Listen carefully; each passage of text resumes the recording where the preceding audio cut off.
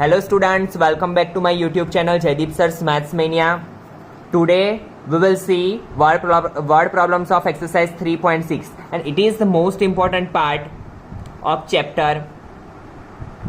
बहुत ज़्यादा चांसेस है ये 3 क्वेश्चन में से कोई एक क्वेश्चन के आने के। 4 मार्क्स में ये क्वेश्चन आते हैं तो ध्यान देना, बहुत ही इजी क्वेश्चन है, उतना कोई प्रॉब्लमेटिक नहीं है, तो ध्यान देना थोड़ा। Ritu can row downstream 20 kilometre in 2 hours and upstream 4 kilometre in 2 hours. सबसे पहले आपके लिए ये डाउनस्ट्रीम वर्ड और अपस्ट्रीम वर्ड नया है, तो सबसे पहले मैं आपको उसके बारे में थोड़ा समझा देता हूं। सी, जब भी कभी आप कहीं पे कोई रिवर में बोट लेके जाते हो, there are 2 kinds of flow. एक तो जैसे कि ये रिवर है, रिवर पे बोट है, रिवर का फ्लो है राइट हैंड साइड पे और बोट भी जा रही है राइट हैंड साइड पे, तो क्या होता है, ये जो वाटर का फ्लो है उसका धक्का किसे लगेगा, बोट का, तो बोट को क्या होगी, बोट की स्पीड क्या होगी, इंक्रीज। Got it. जब भी क्या होता है, रिवर का फ्लो और बोट का फ्लो सेम डायरेक्शन में हो तो उसे क्या बोलते हैं हम, डाउनस्ट्रीम। और जब भी जैसे कि रिवर है ये, सॉरी जैसे जैसे रिवर बना ये चला लेना थोड़ा, जैसे कि ये रिवर का फ्लो है राइट हैंड साइड पे और बोट जा रही है लेफ्ट हैंड साइड पे, तो क्या होगा, पानी का जो फ्लो है वो रिवर को बोट को क्या करेगा, राइट हैंड साइड पे पुश करेगा और बोट कहाँ पे जा रही है, लेफ्ट हैंड साइड पे, तो क्या होगा, बोट की स्पीड क्या होगी, डिक्रीज होगी। तो ऐसे केस को क्या बोलते हैं, अपस्ट्रीम। जैसे कि आप कोई स्लॉप पे जा रहे हो, जैसे कि मैं आपको बता रहा हूं, आप कोई ब्रिज पे जा रहे हो, साइकिल लेके जा रहे हो, ठीक है, ब्रिज को आप चढ़ाना है, साइकिल को चढ़ाना है ब्रिज पे, तो आपको क्या करना पड़ेगा, एफर्ट ज्यादा लगाना पड़ेगा।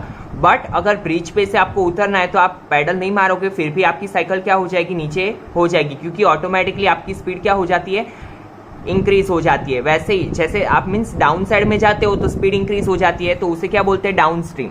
तो इसमें क्या होगा, जैसे कि speed of boat plus speed of water का जो फ्लो होगा वो ऐड होगी, और इसमें क्या होगा, स्पीड ऑफ बोट में से क्या होगा, water, speed of water flow क्या होगी, माइनस होगी। मैं यहाँ पे क्वेश्चन में आपको अच्छे तरीके से समझाता हूँ, ध्यान दीजिए। सबसे पहले डाउनस्ट्रीम और अपस्ट्रीम में आपको पता चल गया।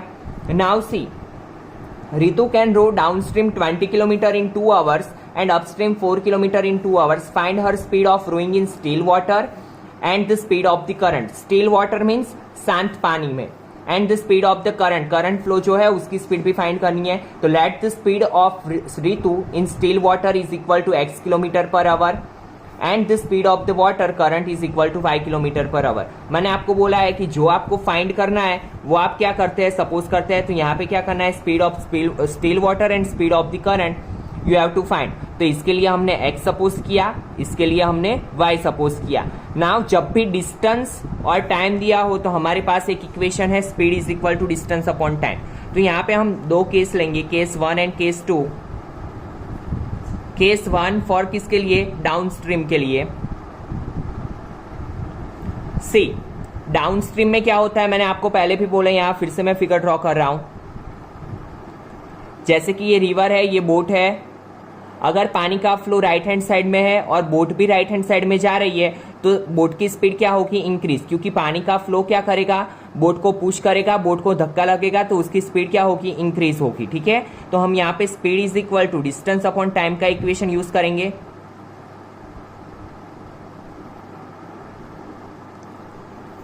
नाउ सी, ये जो स्पीड है, ये जो स्पीड हमने सपोज की है वो किसकी की है, हमने स्टिल वाटर की, और ये क्या है, करंट, वाटर इन करंट, ठीक है। तो हम क्या करेंगे, डाउनस्ट्रीम में क्या होता है, मैंने आपको पहले भी बोला, एडिशन होता है, तो x प्लस वाई, ठीक है। तो हम क्या करेंगे, यहाँ पे अगर ऐसा हो तो पहले लिख लो आप, ये मैं यहाँ पे लिख रहा हूं, आप यहाँ पे लिख लेना।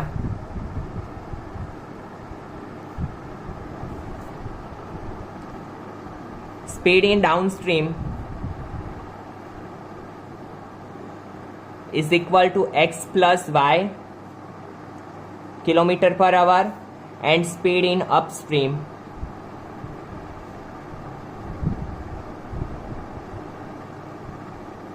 is equal to x minus y kilometre per our, ठीक है। अब अपस्ट्रीम में क्या होगा, बोट राइट हैंड साइड जाएगी और पानी का फ्लो लेफ्ट हैंड साइड पे हो तो बोट की स्पीड क्या होगी, कम होगी। ठीक है, तो आपको यहाँ पे स्पीड क्या लेनी है, डाउन स्ट्रीम है तो x plus Y.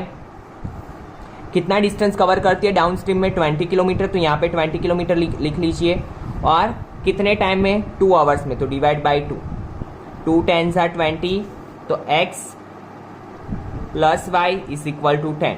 Give equation number 1। Now for case 2, upstream, upstream में क्या है speed, x minus y, distance क्या है 4 किलोमीटर, टाइम कितना लग रहा है, 2 आवर ही लग रहा है, तो 2 2 सा 4, x minus y is equal to 2। Now we got our 2 equations, simple. अभी क्या करेंगे हम, एलिमिनेशन मेथड अप्लाई करेंगे, तो x plus y is equal to 10, x minus y is equal to 2। यहाँ से पहले, यहाँ पे पहले से ही ऑपोजिट साइन है, तो plus y minus y cut, x plus x 2x, 10 plus 2 12, x is equal to 12 upon 2, 2 6 that. Now put the value of x in equation 1.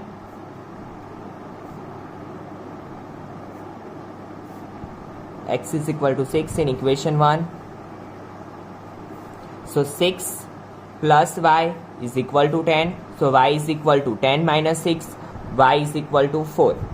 तो अभी हम स्टेटमेंट में लिखेंगे आंसर, स्पीड ऑफ ऋतु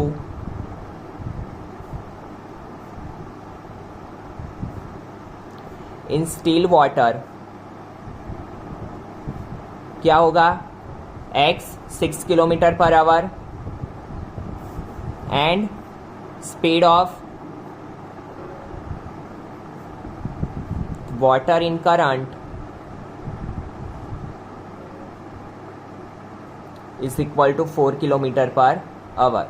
एकदम इजी क्वेश्चन है, बस सिर्फ आपको डाउन स्ट्रीम और अप स्ट्रीम में पता होना चाहिए। जैसे कि मैं फिर से आपको एक बार बता देता हूँ, आपको अगर याद ना रहे कि प्लस करना है माइनस करना है, काफ़ी बार स्टूडेंट कंफ्यूज हो जाते हैं। तो जैसे कि आप ये कोई ब्रिज है, ब्रिज पे साइकिल लेके उतर रहे हो, तो आपकी स्पीड क्या होगी, increase. That means down side में आते टाइम क्या होता है, स्पीड इंक्रीज होती है। तो डाउन में हम क्या करेंगे, एडिशन करेंगे। और अगर यहाँ से आप जा रहे हो ऊपर, तो आपको क्या करना पड़ेगा, साइकिल चढ़ाते टाइम ज़्यादा एफर्ट करना पड़ेगा, तो आपकी स्पीड क्या होगी, कम। तो अपस्ट्रीम में क्या होता है, माइनस, वैसे याद रखना, ठीक है। Now second question, 2 women and 5 men can together finish an embroidery work in 4 days, while 3 women and 6 men can finish it in 3 days. Find the time taken by 1 woman alone to finish the work and also that taken by 1 man alone.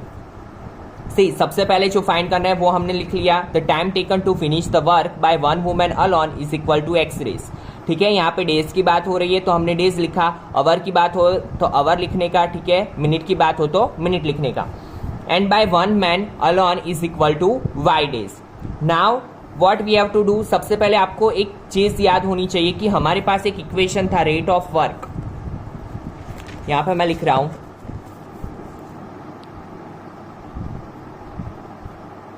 Rate of work is equal to work done upon time. ठीक है, work done means कितना काम हमने किया वो, तो यहाँ पे कितने काम की बात हो रही है, 1 वर्क की बात हो रही है, ठीक है। और नीचे जो टाइम वो कंप्लीट करने में लगता है उसे क्या बोलते हैं हम, यहाँ पे जो टाइम लगा है वो बोलते हैं, ठीक है। तो let the time taken to finish the work by 1 woman alone is equal to x days and by 1 man alone is equal to y days. तो अभी देखिए यहाँ पे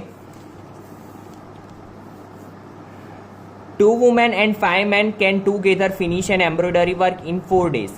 ठीक है, हमें नहीं पता है 2 women और 5 men दोनों का रेट ऑफ वर्क क्या है, अलग अलग है, ठीक है। तो यहाँ पे देखिए, वुमेन के लिए क्या सपोज किया है हमने x डेज और मैन के लिए क्या सपोज किया है y डेज।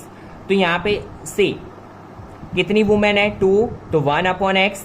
ये 1 क्यों हमने यहाँ पे रखा, एक काम है और उसके वो कंप्लीट करने में कितना टाइम लगता है, x डेज, प्लस दोनों साथ में मिलके काम कर रहे हैं 5 मैन, तो 1 y is equal to can together, दोनों कंप्लीट किसमें कर रहे हैं, साथ मिलके कर रहे हैं, कितना काम है, एक काम, और उसको कंप्लीट करने में कितने डेज लग रहे हैं, 4 डेज। डेज हम कहाँ पे लिखेंगे, यहाँ पे, क्योंकि 4 डेज क्या है, टाइम है, ठीक है। तो 1 अपॉन x क्या हुआ, 1 वुमन का वर्क, ठीक है।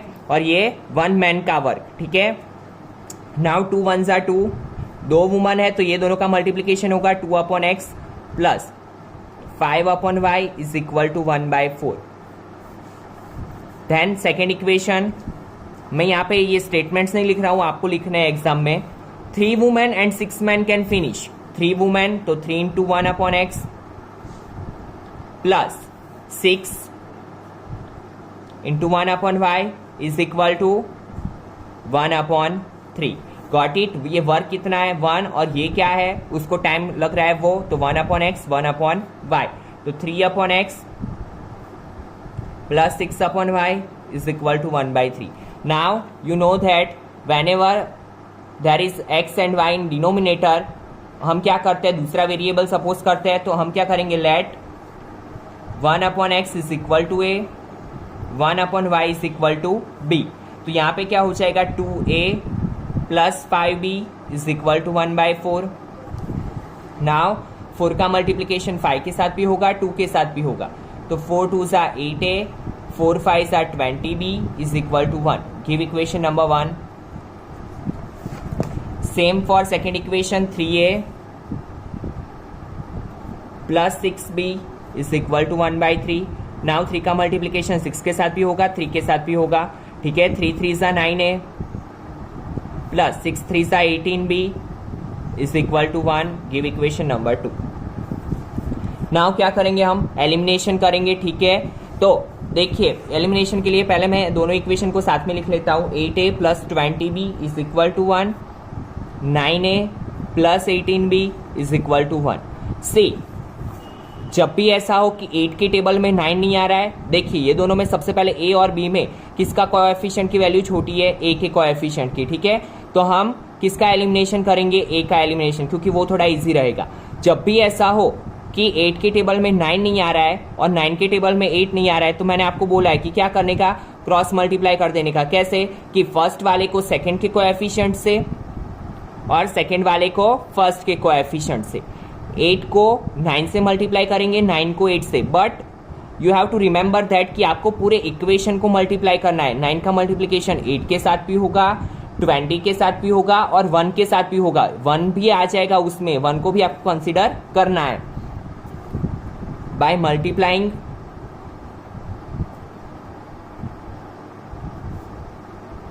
Equation 1 with 9 and equation 2 with 8, तो क्या होगा, 9 8s are 72a plus 29s are 180b is equal to 9 1s are 9। Same 8 9s are 72, 18 8s are 144b is equal to 8 1s are 8। Now minus sign change करेंगे क्योंकि दोनों के sign same है, minus 10 minus 4 6, 7 minus 4 3, 36b is equal to 1। Plus minus minus sign is of bigger digit, तो b is equal to क्या होगा 1/36। अभी क्या करेंगे, put the value of b।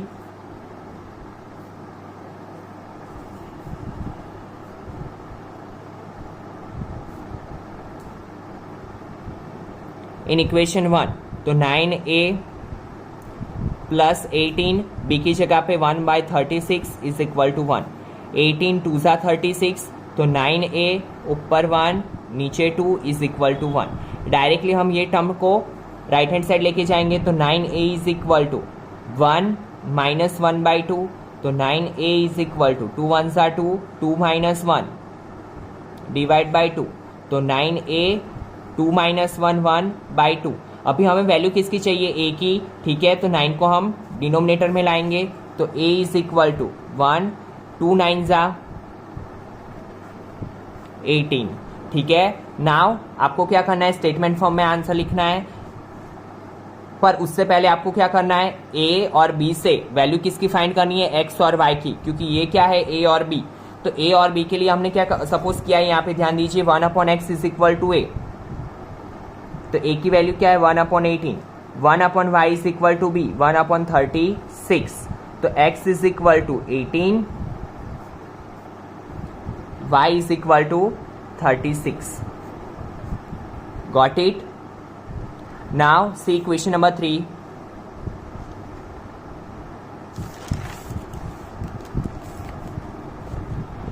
Ruhi travels 300 km to her home partly by train and partly by bus. Partly means आधा distance वो किससे सफर करती है, ट्रेन से सफर करती है, और आधा डिस्टेंस वो किससे सफर करती है, बस से. टोटल डिस्टेंस कितना है इसका,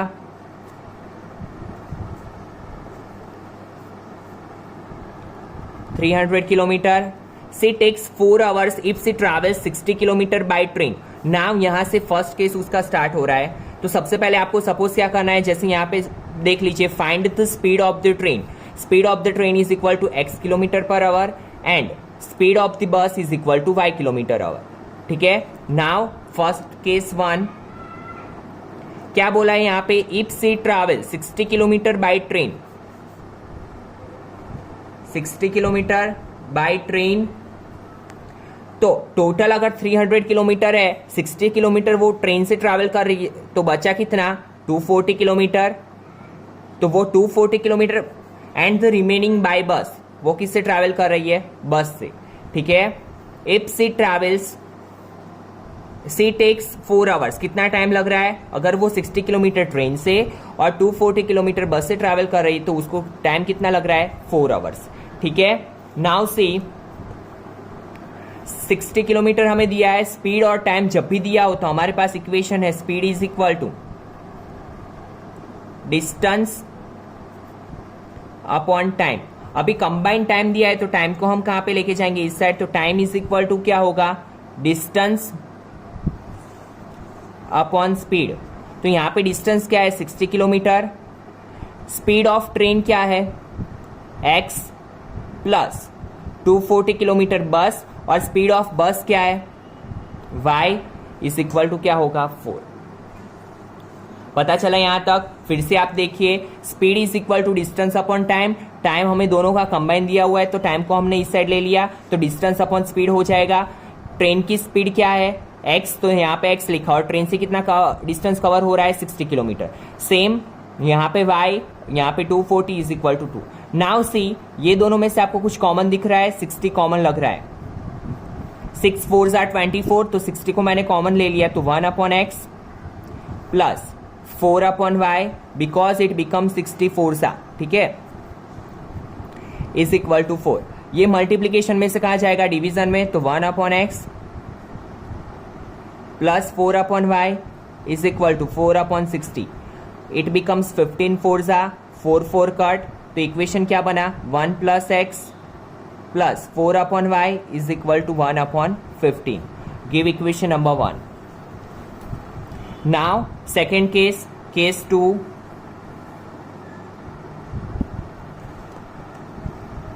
क्या बोला है, if she travels 100 kilometre by train, 100 kilometre by train and the remaining by bus. तो बचा कितना, अगर 100 ट्रेन से है, टोटल डिस्टेंस क्या है, 300, तो बचा कितना, 200. तो बस से कितना वो कर रही है, 200 kilometre. She takes 10 minutes longer.